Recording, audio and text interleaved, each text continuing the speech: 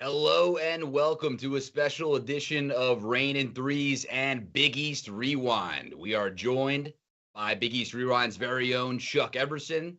Hey Ray, Chuck, how we feeling after that victory over Providence, fellas? Chuck don't need no introduction. Everybody know who he is. Yeah, yeah. Um, The big yeah, dog. I was glad we got the W. Hello I and mean, we'll welcome take to a that. special We'll edition. take that. I'm glad we got the W. It was rough at the beginning, and I thought we played fairly well in the second half as far as moving the ball. They looked like the old days a little bit. There was a lot of ball movement, and we talked earlier, Mike. There was a lot of back cuts and stuff, Yeah. which we hadn't seen in a while. So I appreciated that, and they held on for the W, which was the main thing. What I like. Hey Oh, go Ray, ahead, let's OC. hear it. Hey Ray, let's hear it. I was just gonna go to you, so you're up, my friend. I like our upcoming schedule coming up. We got Xavier. We got we got Seton Hall coming to Villanova, Georgetown, Butler, UConn, Georgetown, Providence again, Seton Hall, Creighton. These are all very winnable games. All right, so So hey Ray, let me get this straight. You want to move on from tonight. You're done with tonight. You don't want to discuss tonight. You want to look forward and say, hey, we got some opportunities to win these next few games. Is that what you're getting at here? yeah, man, like today's game was it was just ugly today. Yeah, Like I got you. I got you. Providence was they just didn't play good today. I'm not gonna lie, but I'll take the win. I'll definitely take the win. What about you, OC? I'm on the same page. At least the first 10 minutes, you put out that along came Polly clip, which I thought did a great job of summarizing just how ugly from both sides, especially Providence. But we could not hit water if we fell out of a boat, and it just was sloppy, lots of turnovers. But in the second half, we really turned it on, and everybody I thought really carved out a nice little role. It was great to see our guy Hausen knock down some threes. We had 26 bench points, guys, compared to Yeah, their 0. And I thought that was a difference in the game was some guys stepping up, stepping in when Eric literally didn't have his first points until the last possession of the first half. So I thought guys really stepped up. Armstrong had a tough night shooting wise, but I thought he brought it the energy. He had great vibes and was able to control the basketball. Come bringing up the court and setting up the offense. But Chuck, what you said about the back cuts and some of the effort plays that we saw tonight, I think if we can yeah, build on that, then we can maybe start a little bit of a winning streak here. yeah. I agree. I mean, the more the ball moves, the better we play. Because then we get open looks. It's a lot easier to make an open three than it is being, pressured or hurried or whatever way you want to call it. I mean, we shoot the ball much better when we catch and shoot. I think Longino had a couple from the corner. The ball moved. We had that extra pass to him, and he knocked a couple down. So I mean, and that's when Hausen is at his best. Hausen's at his best where he catches it, shoots it, and then it's in. And when he's hurried, it becomes a little more challenging for him. And I think we need him, to set him up for open looks like that. Yeah, Speak you got it, Speaking Ray. of 3-point shooting, since we on that topic, we shot 28 today. Kind of up that upper limit where we getting into the 30 range, but we won by a nice amount today. How do you feel about that? Should we continue to try to shoot them open looks or should we get more inside? I know everybody wants us to play inside. We play good when we get inside out, but games like this where we get in the open looks, we got to take them. It's hard not to. Yeah, yeah. I mean, I'm an old school guy like you are, Ray. I mean, I like going inside out. Yeah. That's the way I was brought up and how to play, how I was taught to play. But when the ball goes in, sometimes it doesn't come out. That's part of the problem Yeah. with that. When we move the ball and we get those looks and it gets into the post, Eric made a few nice passes.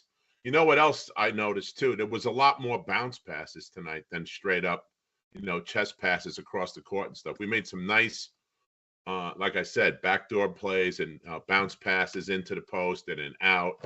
When the ball moves around, it makes the game a lot easier, I think. And I think the threes are great, but I would take me, I mean, and I'm not the guy, I'm not the analytical, guy, but I would take a couple of good twos over some bad threes, Absolutely. But even like in the beginning of the game, we saw some missed layups of point Yeah. blank opportunities for us, and that's been a problem all year long. And I remember literally within the first few minutes, we left 4 points out there. And I know Providence is a team that it represents the Big East well in a lot of ways, just in terms of the toughness that they play with. But these guys are not, the class of the conference where UConn, Marquette, Creighton. We saw, Butler is now heating up. So I think that we maybe got a little bit lucky catching Providence on an off night, but I think it's a perfect opportunity for these guys to build on this momentum and really put together something. And hey, Ray, you read out the schedule. I mean, these are winnable games. We're not going at UConn until after these next 4. So you got to think, all right, we just lost 5 in a row. Now here's an opportunity to go win 5 in a row. And I think that's basically necessary at this point if we're going to want to find our name called on Selection Sunday. So what do you guys think about the sense of urgency moving forward? You think that we're going to be able to build on this type of momentum, or are we still kind of scrambling a little bit to find an identity? I mean, with tonight's game, like whatever comeback we're trying to make, like it needed to start tonight. So that's the one positive. Like it really needed to start tonight. Now we really got our work cut out for us. Like you're asking the team to pretty much win out 80%, 90% of its remaining games. Yeah. Now the schedule is kind of favorable to us. We've got Georgetown, and obviously this is not a knock to Georgetown, but it just is what it just is what it is. We've got Georgetown, we got a Creighton team that we already beat. And we see UConn once. We've already played against Marquette. We got those guys out the way. So it's kind of favorable for us moving forward if we could just keep our foot on the gas and like we did tonight, learn how to put teams away. That could have easily been turned around and we could have lost that lead and Providence came back, because I've seen Providence do that a lot this year. I've seen them come back and win games. So that was good that we were able to control that game. But moving forward, it's definitely asking a lot, but that's what it got to be if anybody is thinking about NCAA or any type of NCAA with this team. Alan, you still think the magic number to get into the tournament is 20 wins like it used to be back when we played? I think it is. I think 20 is a good number, a good way to measure, the tournament. But I feel like with a team like UConn being a number 1 team and being in our conference, that helps us out a lot when it comes to like strength of schedule. And, we've got some really good wins already. So I think 20 is kind of that sweet number. Like it might be that sweet number that could get you in or like get you on the bubble. So in other words, yeah, I do agree with you. Yeah. I also think 20 is certainly the magic number in a lot of ways. Maybe if we get a win over a UConn or maybe a Marquette in the Big East tournament, then it could possibly turn to 19 because we've seen that happen in the past where some teams playing in the first 4 in Dayton are there with 19 wins with an at-large bid because of that strength of schedule and a lot of quality wins. And gentlemen, we do have those quality wins in our back pocket. That North Carolina win is looking better and better. They just beat Duke yesterday as well. Texas Tech is a quad 1 win that we've had. We beat Creighton. Xavier and Memphis are both good wins as well. Not necessarily quad 1, but listen, guys, I really think those guys, that November Battle for Atlantis tournament is going to come back and really help us out if we are on that cusp of being a tournament team. So I really think that we did a lot of good back in the non-conference to make up for some of the maybe lackluster losses and now losing streak that we've just got off of. But gentlemen, just a couple of questions that we've got from some viewers.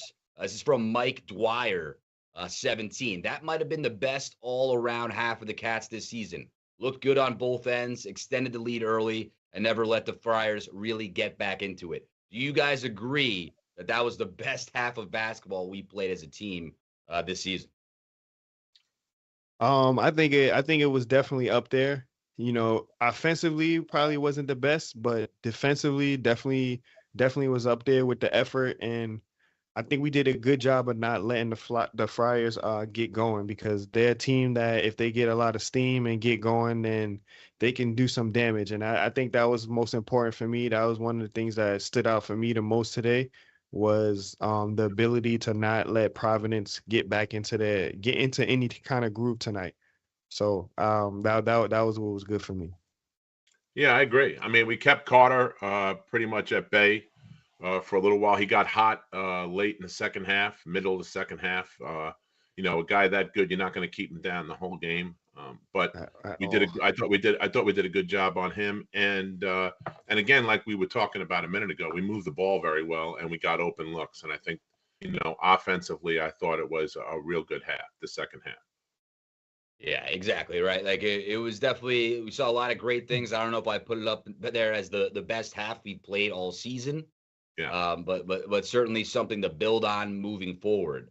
And now that this win gives us a 5-6 record in the Big East, 12-10 overall. We talked a little bit about magic numbers, but I just want to get your thoughts on this. This was also something that one of our buddies reached out to me and asked about, was in the Big East tournament, we're going to have to probably at least make a run when it comes to maybe getting to the semifinals or final, if not winning the whole damn thing. Hopefully it doesn't get to that point of desperation where it's like the only shot we have is winning the Big East tournament for that automatic qualifying bid.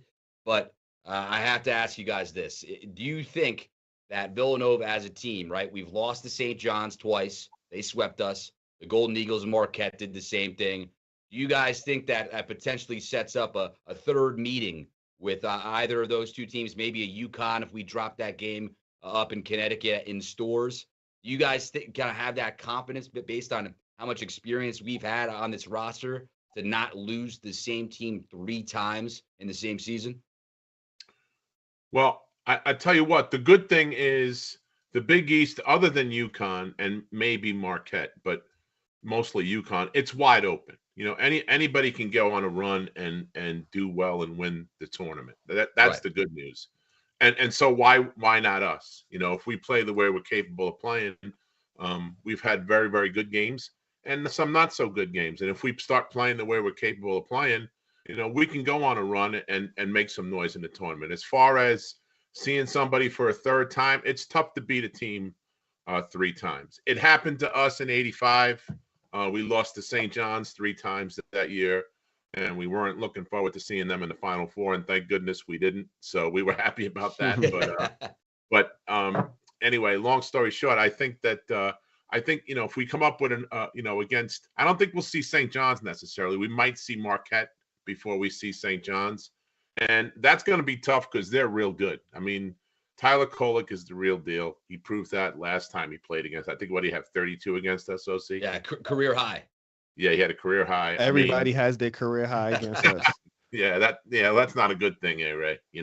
But they're deep and they play hard and they get after it and they're well coached. So I think anybody's got a shot to beat anybody for one night. That's what I think. Moving forward, how does this look for Villanova? Like, how do we even put ourselves in a chance to even be talked about going to the tournament for next year, for in March? Like, what do we have to do?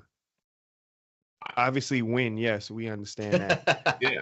Well, yeah. Like, what does that look like for the team? Well, lineup wise, you know what? Coaching wise, I think I want you to think a little bit. Yeah, I know that's a tough one, man. I think, I like, if Mark can get his confidence back, because to me, it looks like it's getting better the last 2 games. I mean, I was at the Marquette game. He had a great stretch run in that game where he played all out. Yeah. And I think that's what he has to do. And I think he's learning that, but it's hard because there's no older guys really, you know how it is, Alan, I mean, the older guys teach the younger guys. And when you have new guys you have 5 new guys, off the portal, it's hard to do that, you know. But I think Mark has been in his own head a little bit up until the last 2 games. He's starting to play the way he's capable of playing. He's a very good player. We all know that. And I think if he starts to play and kind of takes the ball and leads this thing going down the stretch, I think we'll be okay. Yeah, I agree with you also. I love Mark's game, and he's been playing great against Georgetown. So we got them 2 coming up next. So yeah.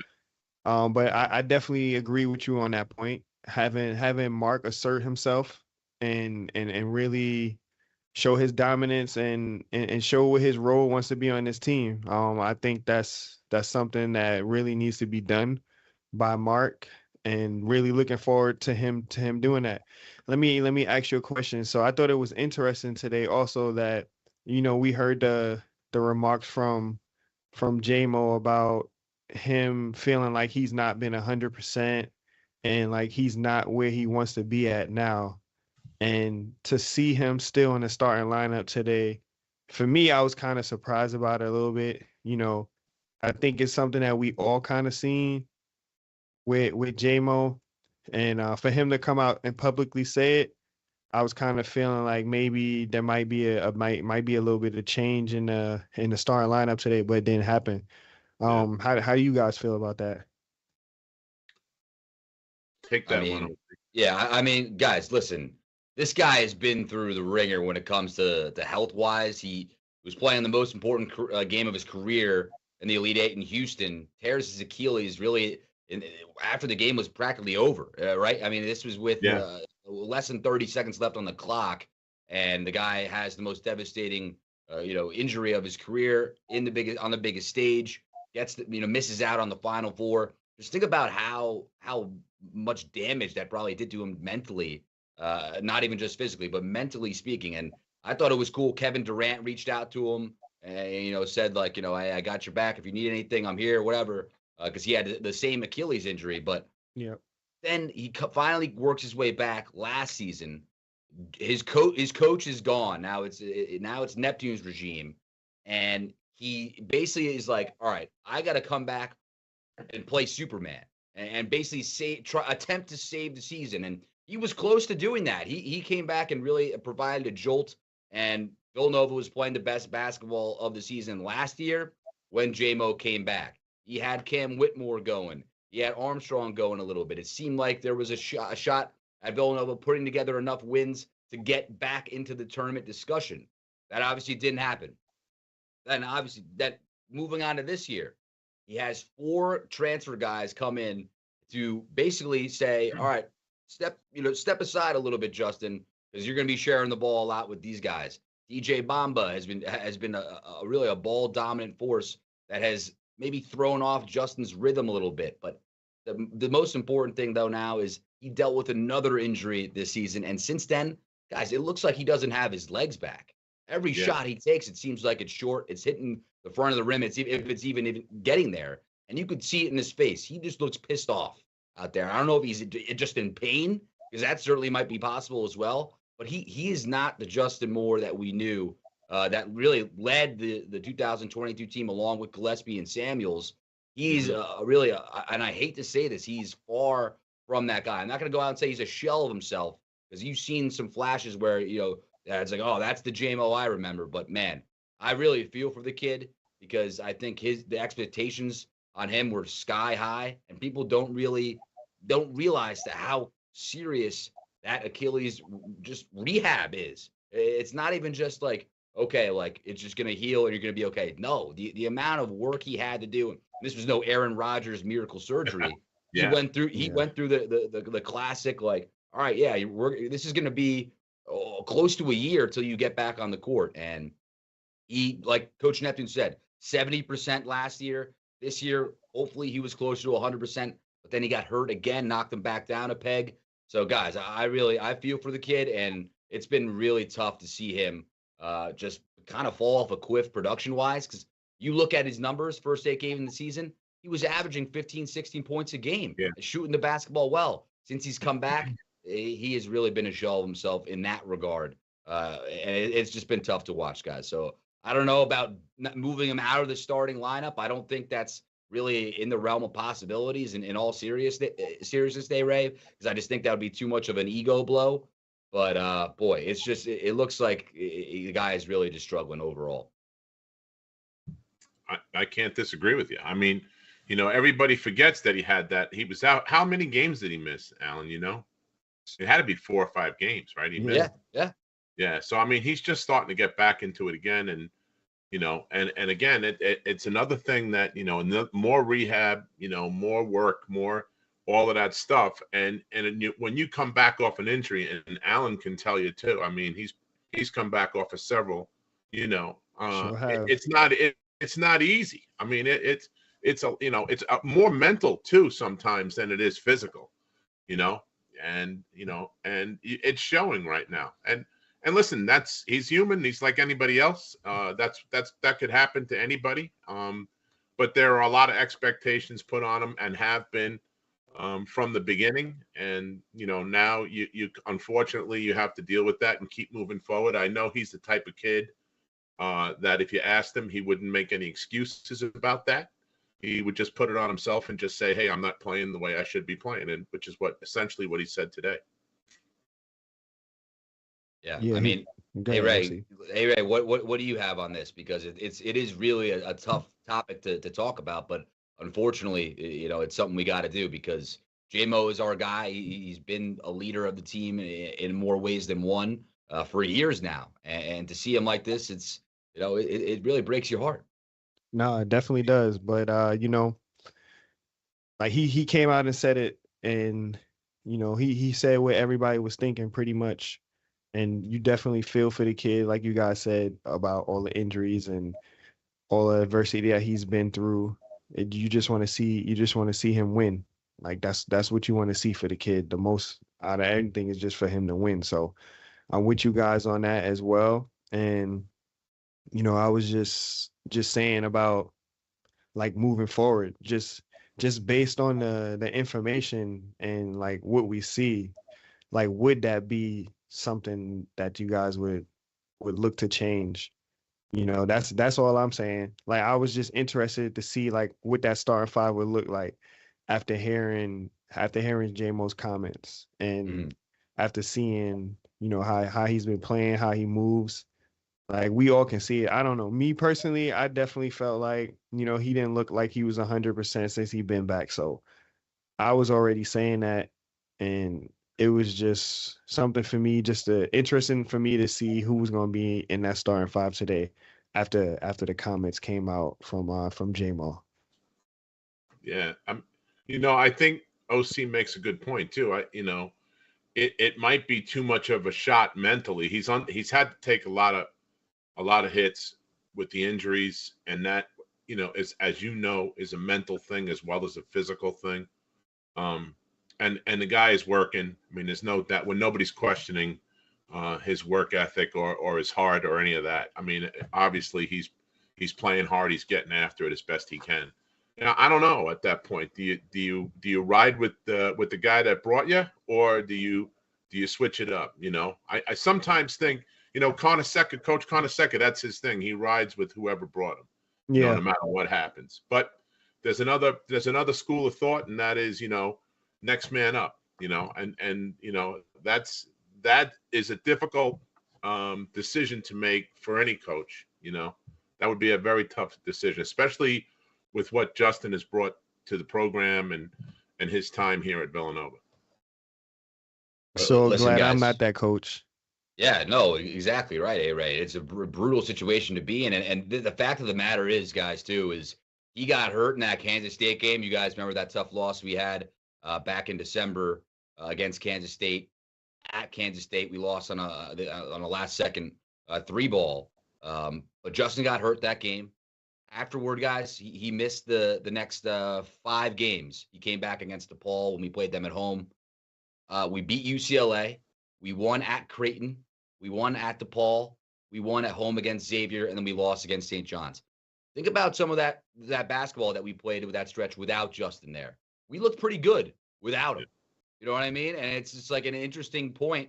And I'm not trying to say like, that's because Justin wasn't there. That's why we played so well. That's not the point I'm making at all. But you take him out of the equation there. You look at the basketball that we played, especially offensively. It looked a lot different, and we were scoring 80 points when we were in the 60s a few times as well. So, I'm not trying to say that's the reason why, but Ray, I think we've talked about this a little bit before too.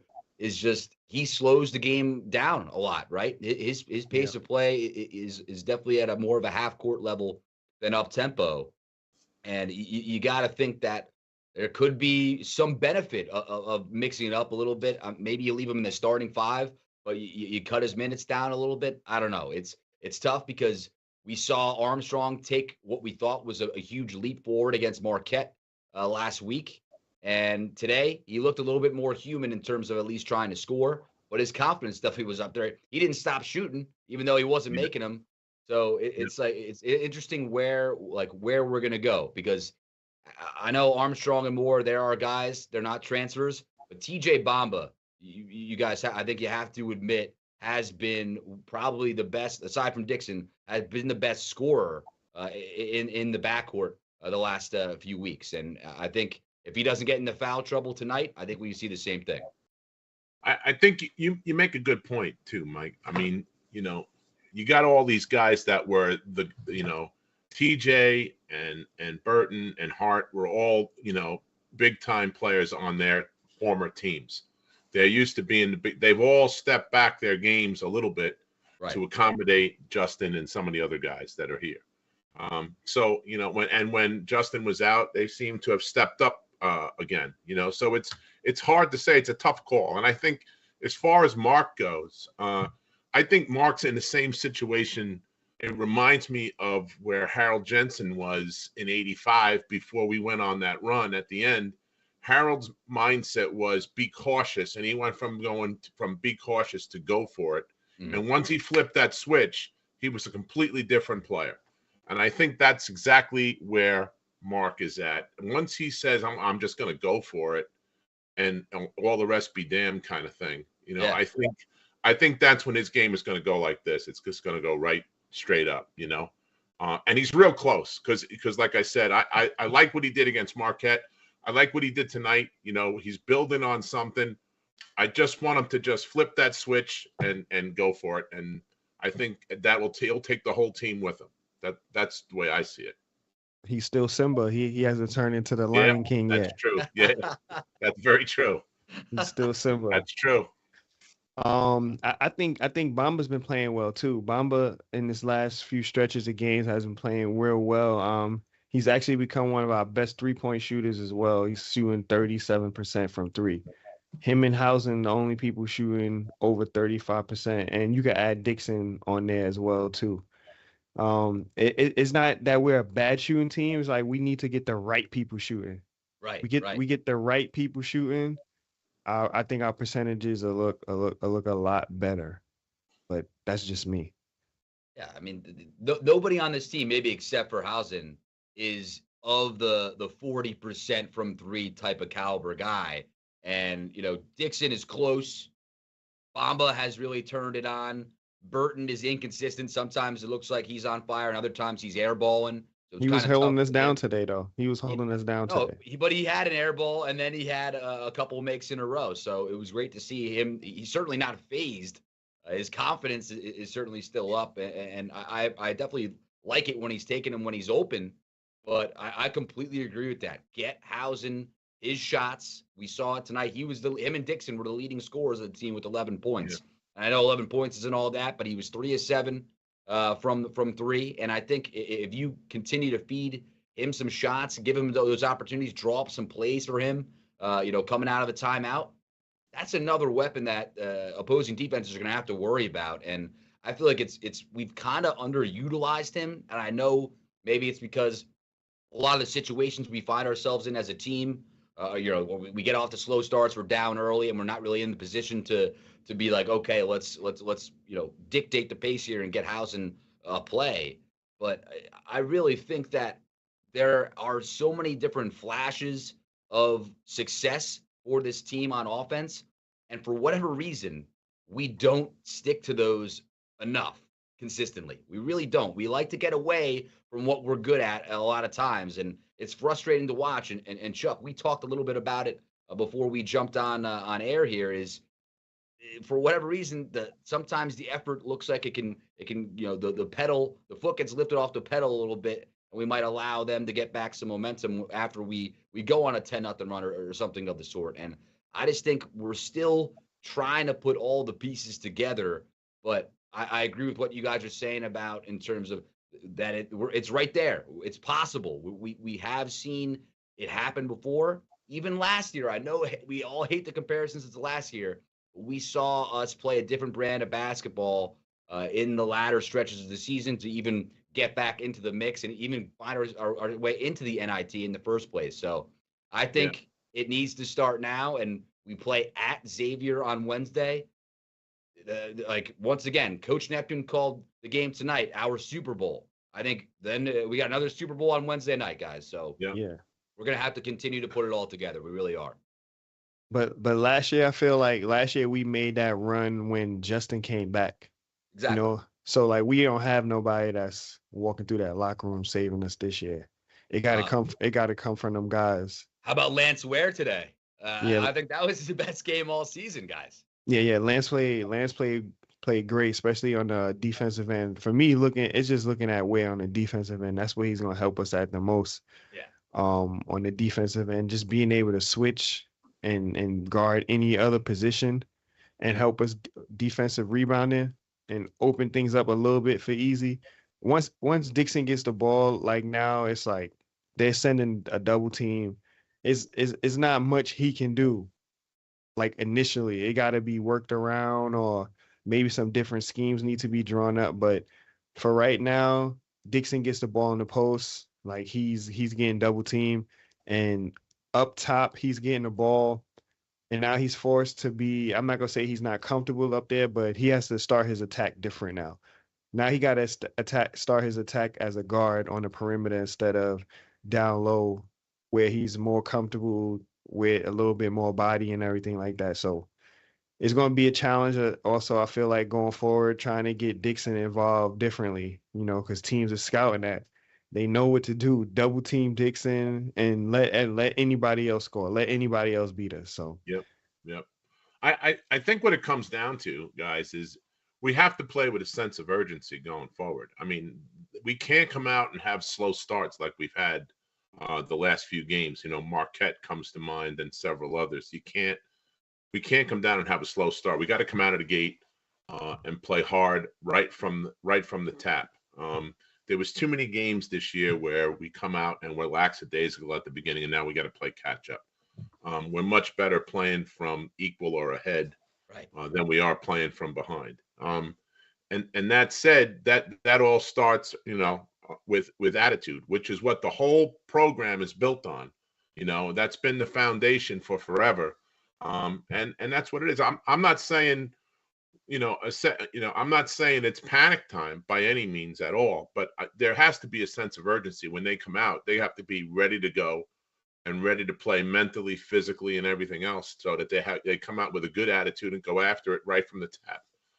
That seems to be where we've been lacking in the games that we haven't played well in. TJ Bamba. Oh, go ahead, OC. No. I was one last point about the slow starts, but it's funny. Even when we had that fast start against Butler, we were up 17-3. Yeah. Then we blew that one too. So it's really bizarre because this team is you can't take your foot off the gas. It's exactly. It's so Jekyll and Hyde, this team, and A-Ray and I were talking about this a little bit last week. Was if you look at it's called a kill shot graphic with every single Division I college basketball team, the kill shot is about giving up 10-0 or more runs.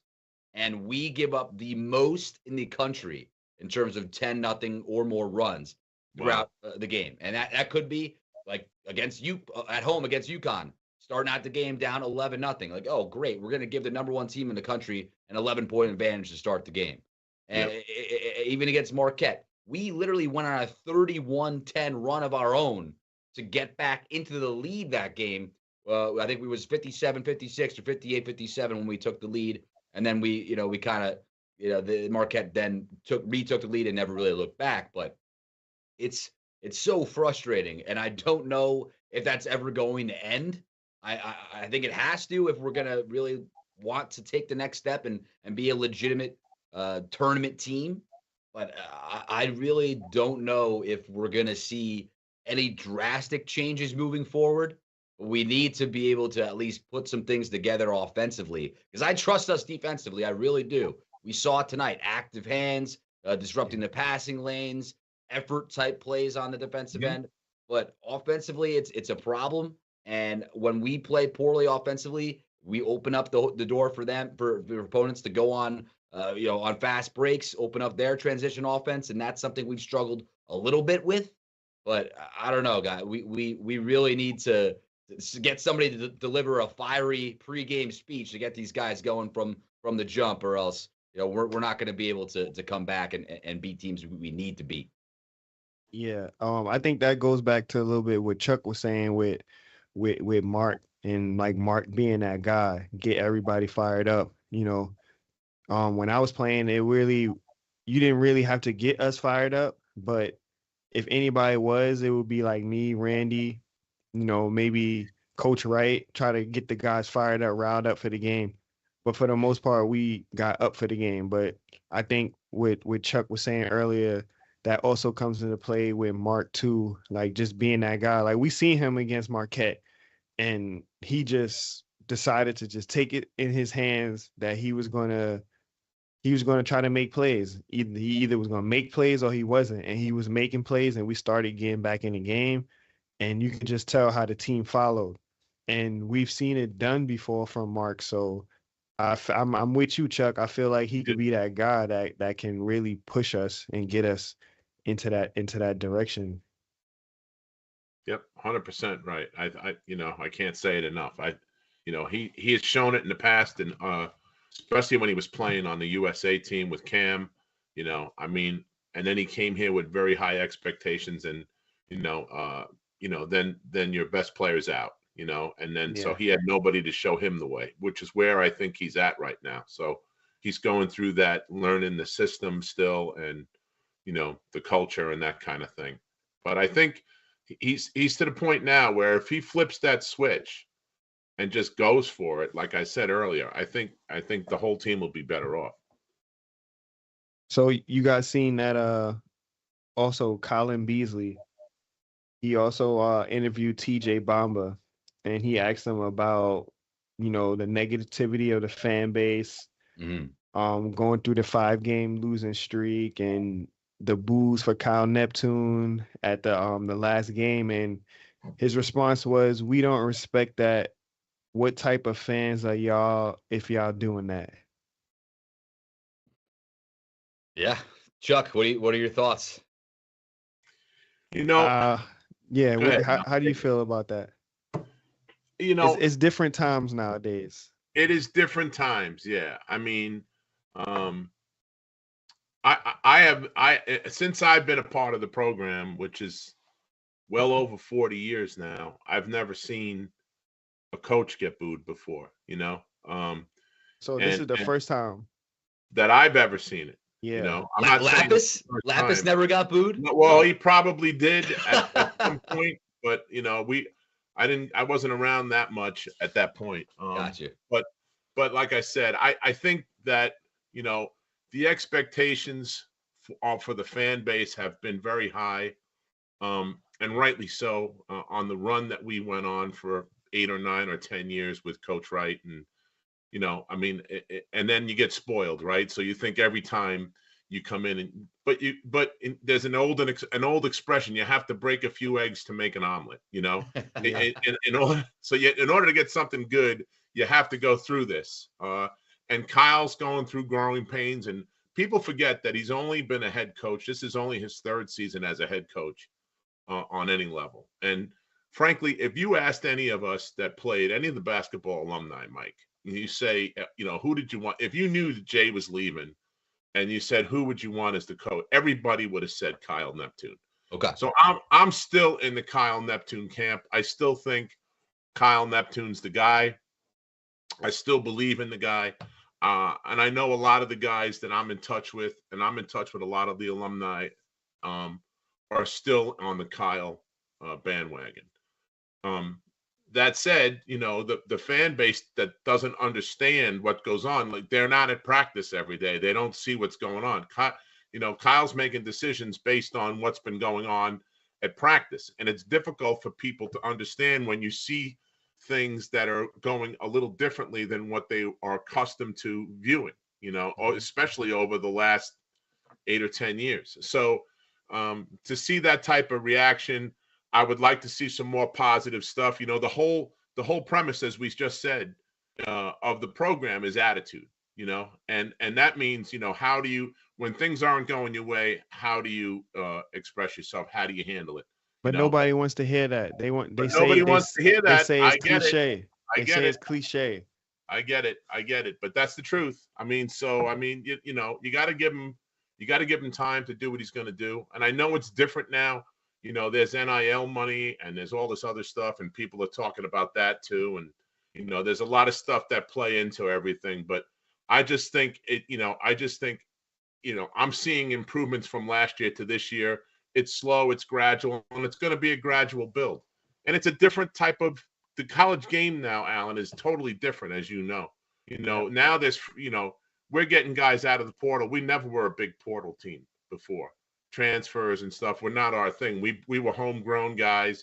All these guys that are in the league now, all the Nova Knicks were all homegrown guys. They weren't guys that were transferring in, and they learned as they went from the elder statesmen. And that's the way it's always been. And that's hard to do now when you're bringing in new guys all the time. I like that formula though. I really think we should go back to that. Even in this time of NIL. I think the portal should be for plug and play guys, for where you need here, what you need here, what you need there. But as far as that, we should stick to our roots and develop our guys. We're big on player development, and I agree. Like, we need to stick to that, figure out a way to navigate this NIL landscape and be able to have our players homegrown. I'm 100% in on that. Yeah. And also, like, with the TJ Bama thing with comments and, like, the fan base, like what you said, Chuck, this NIL now, a lot of people feel like, oh, these guys are getting paid, like they need to produce. Like, it's really college basketball has really turned into a semi-professional league, if not professional already. So now it's even added more pressure. Everybody's contracts are open. People know how much money people are getting. Like, this stuff is all public. It's more than just, I need to win this game tonight type pressure that these kids are facing today. With college basketball, I didn't have to go through none of this. All I have to worry about was getting through practice with Coach Wright for the week, and getting ready for the game. And what NBA scouts was at the game, who was there, what they said. That's it. I didn't care about anything else. I didn't have to worry about anything else. Now all this social media, all this stuff, like, I can't imagine what all these kids have to go through. Yeah, it's tough. Thank God we didn't have social media back when we were playing. It's a different world. Do that, man.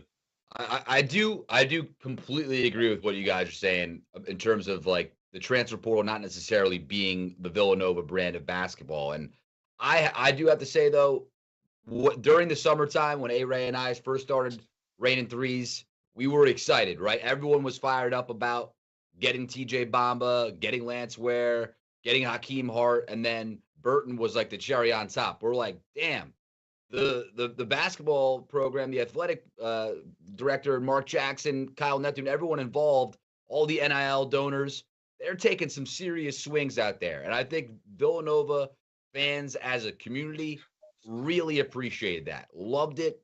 Loved what they saw. They're like, yeah, get as much help as you possibly can get and see what happens. And it was a bit of an experiment. It still is. It's still ongoing. Who knows where we definitely know that there is potential for it to get better than it is now. But it's a 12-10 basketball team, under 500 in the Big East. That's extremely tough. We all know that.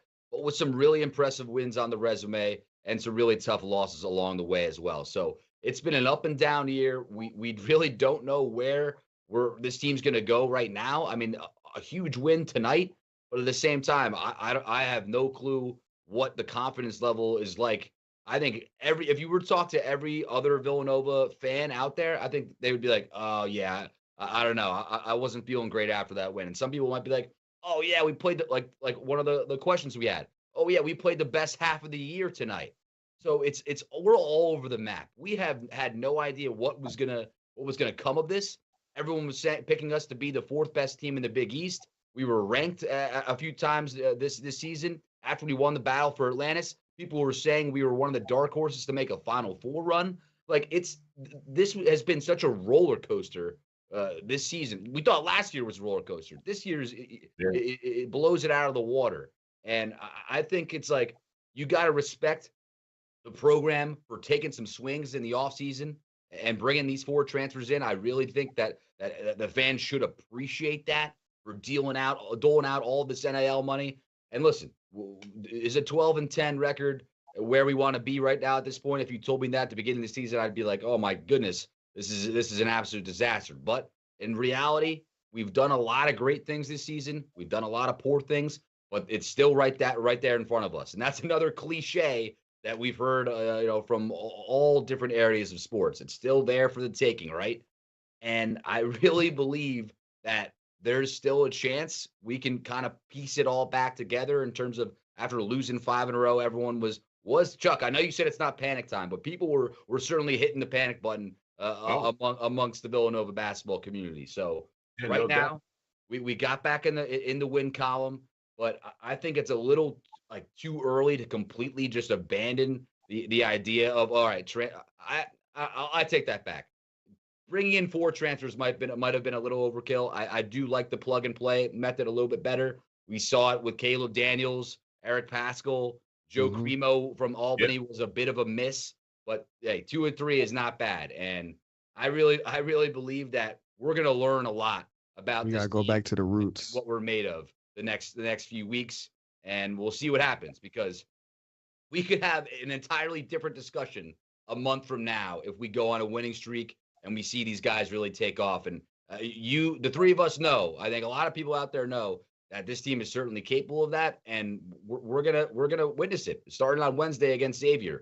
What are these guys made of? What is their mettle? What's their mental capacity when it comes to really playing under the pressure of that your back is up against the wall? You don't have any choice but to win as many games as you possibly can from here on out. And you're going to have to go through the gauntlet that is the Big East. So, well, the good news is it can change on a dime like that. I mean, because it's so wide open. That's the first thing. The second thing is we live in an age now where everybody wants instant gratification. Okay. Yep. You go online, you make a call, bingo, your package arrives at your house immediately. Right. Yep. This isn't one of those things, though. I mean, I think this needs a little time. I look at the other new coaches that are in the league now too. Patino and Ed Cooley at Georgetown, and I got to become pretty good friends with a lot of the Georgetown guys since Sonny and I have been doing the Big East Rewind, and their fan base is so angry. They're ready. They want him. They're screaming to fire the guy. The guy hasn't even finished his first season. He hasn't had one recruit that was his, and they're already screaming for his head. So it just doesn't work that way in sports. Patino too. He's going to turn St. John's around. It's just a matter of time. He got 13 new guys. Imagine that. We have 4 or 5 new guys. He's got 13. So it's not instant. It's not instant gratification. Yeah, there was high expectations, but I don't know how to express that, but that's the way it was. It was put out there that way, and there was a lot of pressure on everybody to do well, and sometimes you succeed and sometimes you don't, but you keep going forward and you keep going to the end goal. And that's the problem.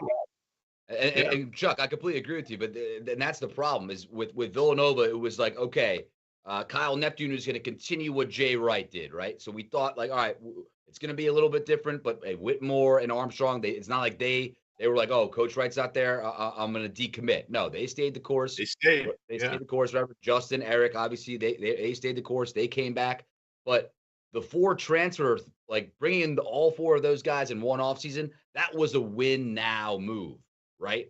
And I'm not sure what people expected with Coach Neptune taking over the helm. In no way is it going to be a seamless transition when you hire a guy that has 1 year of coaching experience as a head coach. So Right. I think Villanova fans, even the national media, might have been confused about what Villanova's plan really was, because Coach Neptune, it's going to take him some time, right? Too, like he's going to have, like you said, growing pains. But then you bring in these 4 transfers that all were studs from their respective programs. Washington State, Richmond, and Maryland. Ware was obviously not much of a stud in Kentucky, but Calipari loved him, and everyone was saying, "All right, Villanova is now going to right the ship. They're going to be back to their winning ways because they're going to get the instant gratification because they took a shortcut and brought in some studs, and they're going to be able to fit right back in together because they're going to play as a team. They're going to use the attitude mantra, and it's all going to be sunshine and rainbows from here on out, even in a tough Big East, and they're going to finish 4th." Expectations were pretty high, and we saw, for good reason, we saw us win the battle for Atlantis. We were considered a top 15, top 20 team for the time being, and that was even with losses, to Penn.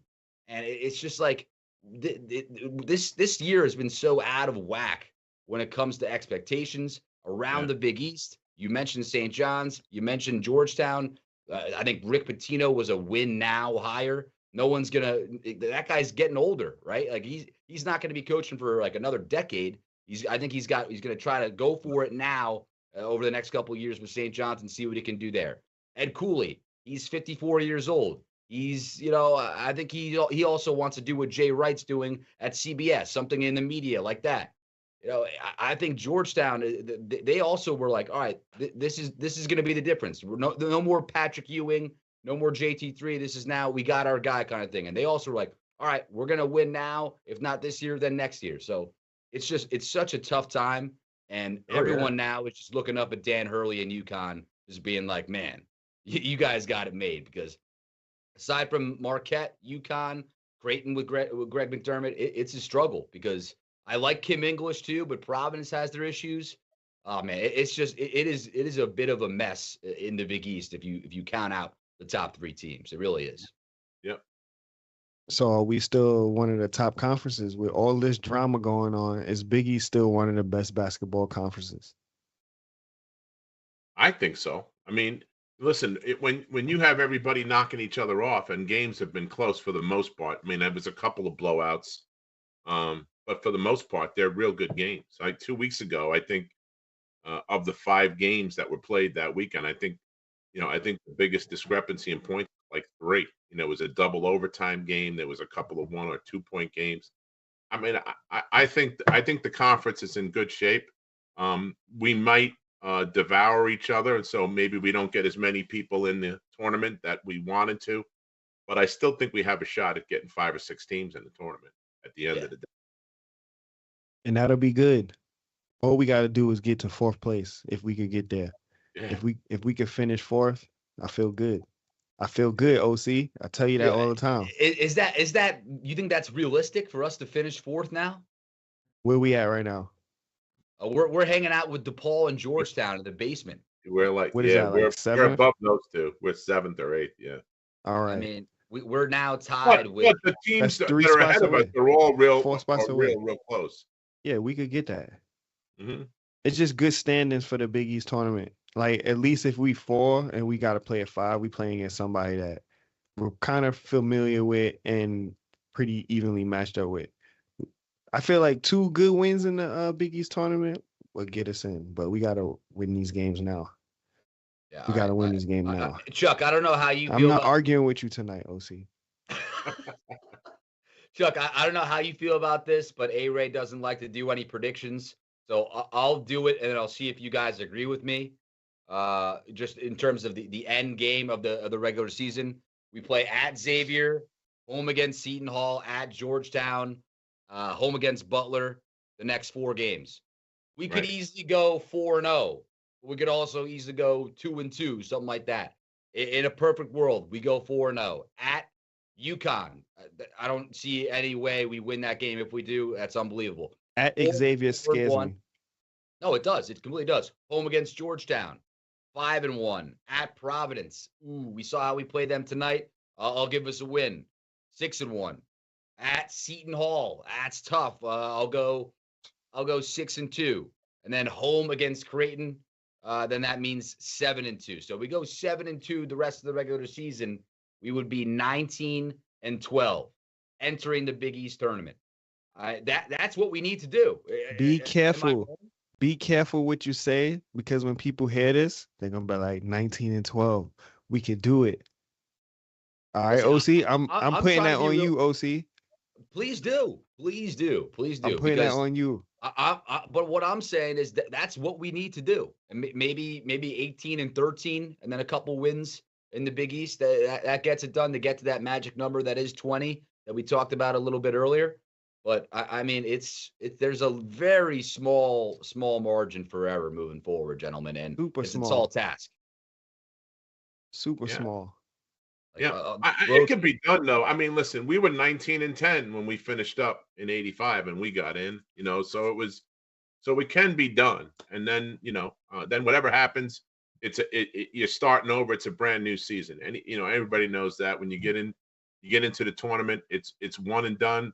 Every game is meaningful, and you just go play the games and see where it winds up. But I mean, I think they could do that. I'm like I said, if they come out with a sense of urgency and are ready to play from the tap and get after it right from the tap instead of waiting until we get down. We can't get down and give teams, like you say, like UConn, you can't give them an 11-0 head start.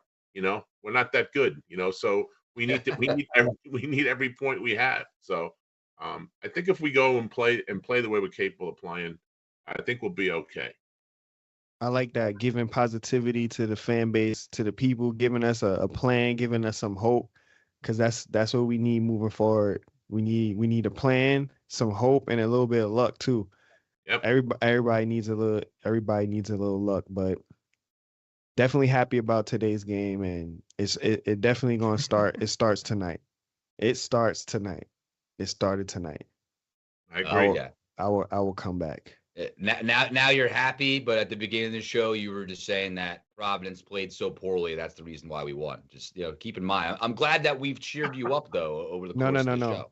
I was just saying Providence played bad tonight. Like let's take that to consideration too. Their games. It wasn't a good game to watch. But yeah, I'm happy as hell, OC, that we got that win for sure. All right. Okay. I'm glad because we got. But this is going to be a turnaround. bigger test. Xavier's going to be a way bigger test. It's going to be a bigger test. And you guys remember when we played them at home? I mean, boy, did we escape with that one. Like, they had a couple opportunities there at the end of that game to go get a bucket and take a lead. And we got lucky.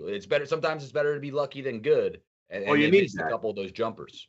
Yeah, you need that. You need a bounce here and there. You need a call to go your way. You need all of that stuff. All of that stuff counts when it comes to making the tournament or making the playoffs, whatever. And we need all of that kind of stuff. But they're a very well coached team. Sean Miller does a great job, and they're tough on the road. Any game on the road in the Big East is tough. But places like that and Butler and Marquette and places like that, UConn, they're all difficult to win on the road.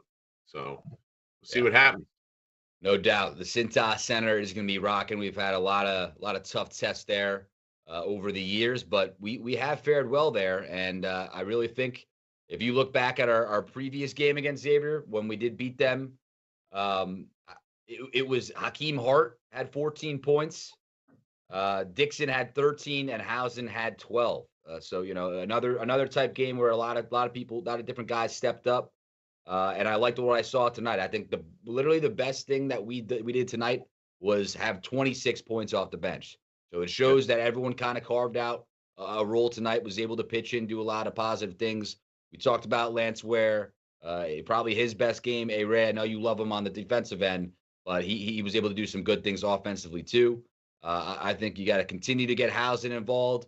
I think Armstrong, you let him rock a little bit, give him some more freedom, try to get that confidence going. Justin, I think hopefully he can just try to get healthier as we move forward. That's all you could hope from there. Bamba, stay out of foul trouble and keep doing his thing. Dixon, he's done a decent job dealing with double teams, triple teams. We'll see what Xavier does on Wednesday night, but it's right there for the taking, gentlemen. We'll see what we can do moving forward. But had a lot of fun with you guys chopping it up tonight after this win. Yeah, thanks for having me on. That was fun. Good job, OC. Thanks for having me as well. Good talk. Chuck, thanks for coming on the show. Absolutely. Always good to chop it up with you, Ray. Yeah, definitely had a good time, and we need to do this again for sure. Sure. Yeah, so let's definitely do it again. And Xavier, who knows what your guys' schedules look like Wednesday night, but we definitely, if we can get a win, that'd be fun to hop on again, because it's definitely a lot more fun doing a post-game show to talk about a win than a loss. So a W, yeah. Really appreciate you guys you hopping on with us. With Alan Ray, Chuck Everson, I'm your host, Mike O'Connell. This has been a special edition of Raynin Threes and Big East Rewind. We appreciate you guys all who tuned in, and we'll catch you guys next time. Go Cats. Go Cats.